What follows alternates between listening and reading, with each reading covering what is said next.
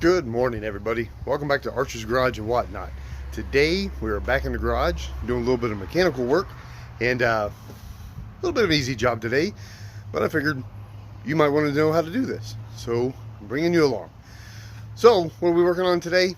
It's a 2001 Ford Ranger with an 8.8, well, 7.5 or 8.8, could be either way. It's the same rear end, very similar rear end, excuse me, not same, very similar rear end. So if you're working on a Mustang, F-150, Explorer, anything like that, you could do this job. Anything with a solid axle, 7.5, 8.8, and really any solid axle rear end, most manufacturers going to be very, very similar to what we're doing today. But this one today is specifically Ford Ranger 7.5/8.8. And we're doing the passenger side axle seal. So it's leaking a little bit. By doing that, it can sling up, get in the brake pads or brake shoes, excuse me. And you know, the customer doesn't want that, and understandably. So I figured I'd bring you guys along and show you how to do this. Very easy job. You don't need to go out and pay the guys the big bucks to get it done. So you can do it, and I'm gonna show you how. All right, first things first, as always, when you jack up the vehicle, remember, use your jack stands. You never want to rely on having a vehicle propped up on a jack. If you've ever seen one let go, they come down really, really fast, and you'll never be able to get out. So safety first, everybody. All right, so here's what we're working on. If you see here, see the moisture on the drum. So I've already got the tire off, obviously. So you got the moisture there. So you want to come in here, take. Jump's already loose. All right, so get up in here. Now, when you see that moisture, it could either be your brake wheel cylinder, or it could be the axle seal. And in this case, if you look down in there, that axle seal's leaking, and it's all over the drum. So you can see it's starting to get in the shoes a little bit here. Not too horrible. I've seen much, much worse. So today, I think these are savable. We're going to clean these up real good, but we're going to go ahead and replace this seal. So to do this, we have to get the axle out, right? So to do that, you have to open up the rear end. That's where most people get afraid of, because you're opening the rear end. It's like voodoo magic in there. Now, a job like this doesn't take the special tools that a typical rear end repair would take. So if you were setting up a gear set or something like that, that takes special tools. And if you're taking your car to a shop and the mechanic is doing a gear job or a bearing replacement that's in the the pinion or on the carrier, and he's not using special tools and torque wrenches and things like that, get your car out of that shop. He's not doing it right, and your car's going to make noise. Plain and simple. This job, however, you can do it with basic hand tools. It's very, very simple. The only thing that you really need to tighten down to any kind of torque, there's one bolt that holds a pin, and I'll show you this pin. And other than that, you have the bolts that go around the cover. Other than that, that's the only screws that you have to undo. The ones going around that cover, and that one that holds the pin in. Other than that, everything just kind of slides out and does its thing. So very, very easy, no special tools. So like I said, anybody can do it. Basic hand tools. It's a little stinky. Rear end fluid stinks a little bit, so you might want to wear gloves. I don't have any today, unfortunately, so I'm probably going to smell this for the next 3 days. Whenever I eat a cheeseburger, I'm going to sniff it in my hands. So lucky me. But anyhow, it's been worse. If you're working on a rear end that's completely burned up, I definitely recommend gloves, because yeah, that's rough to get out of your skin. You'll be on a date with your loved one and be smelling. Yeah. And remember this: if you can smell yourself, other people can smell you. So anyhow, let's go ahead and get this cover off. I was holding the camera so you can see the cover, and you're looking at me. So there we go. We're going to get this cover off. There are 13 millimeter bolts holding on, and there are 10 of them. Very, very easy. And I recommend taking 8 of them off, 2 of them just barely loose, and then you can crack it open with a screwdriver, let it drain out, and then you take it off. Because if you do them all at once and then you crack it loose, you're going to make a big mess, and you're going to get the fluid all over you, and you're going to stink like you know what. All right, there you go. Got the cover off. All your bolts out. So here's the pin I was talking about. That's the pin. Here's the 8mm that holds it in. So it's 8mm head.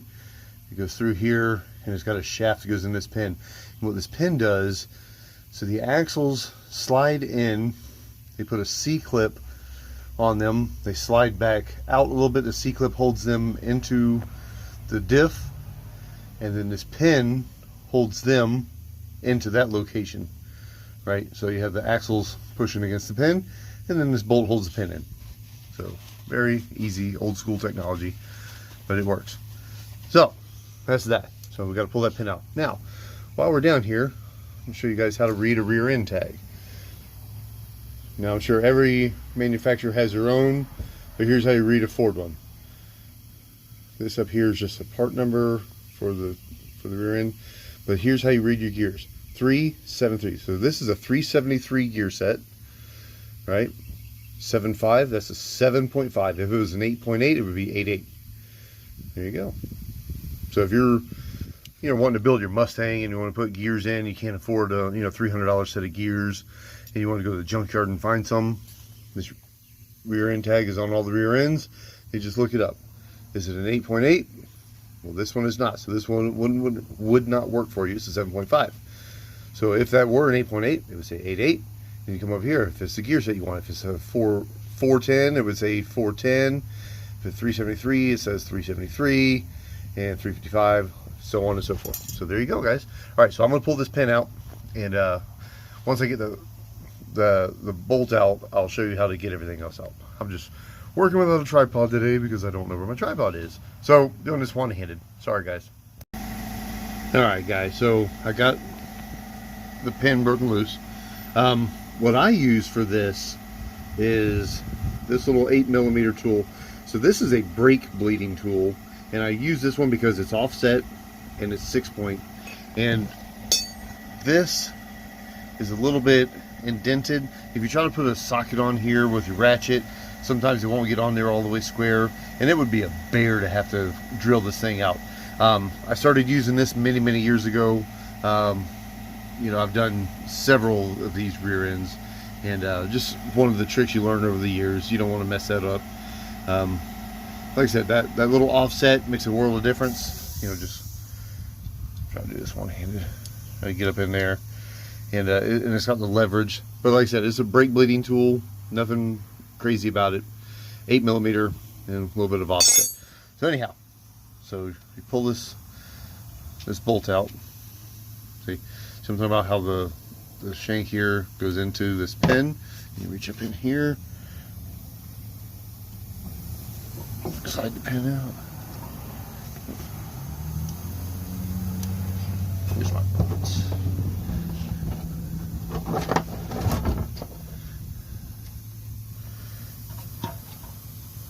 See how the bolt goes in it?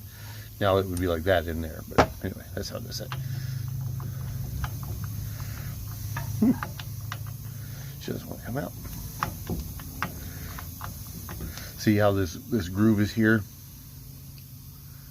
It's got one on the other side too, and it's catching up on the gear.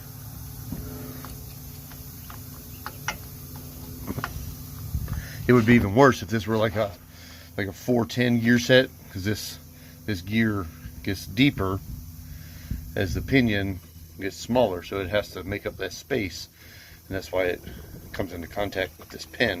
If it were like a 273, this thing would be super thin, and the pinion would be huge. But unfortunately for our case today, that's not the way it is.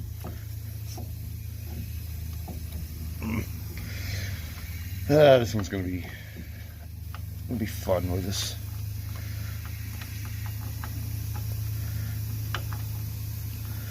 See, it's catching up on the teeth. It's this little shoulder here on the inside. It's got a similar thing.